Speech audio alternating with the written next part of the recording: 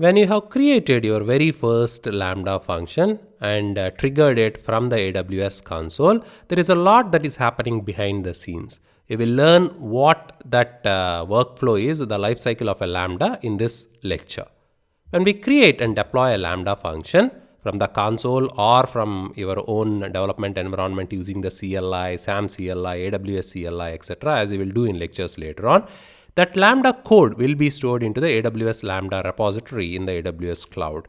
When the Lambda function gets triggered, the Lambda service will first create a virtual environment or a virtual machine on the cloud, which involves a Linux operating system.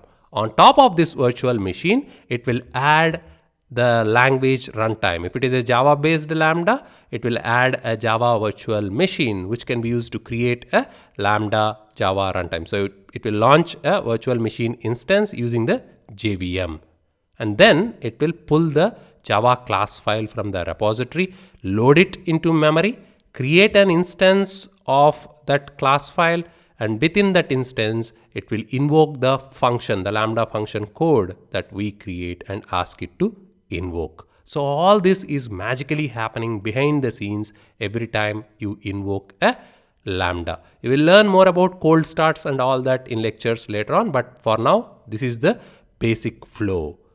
And the Lambda can be invoked not only from the console. Most of the times the Lambda function can be invoked from the console, which is just for testing. It can be invoked from the CLI, from the command line. As you will see, using the AWS CLI, we can invoke a Lambda function, or you can also invoke a Lambda function from within your code using the SDKs that AWS provides.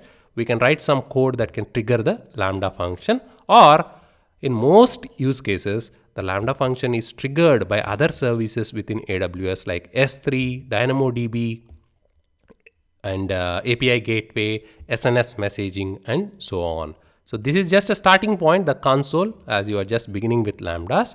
But in lectures later on, you will see that a API gateway will trigger a Lambda function when a user hits a URL, which will hit the API gateway. This API gateway will be triggering a Lambda function. Similarly, if you upload some file to a S3 bucket, that will create an event or raise an event that will trigger a Lambda function, and so on. And if you put a message into a SNS topic, that SNS topic can trigger a Lambda function as well.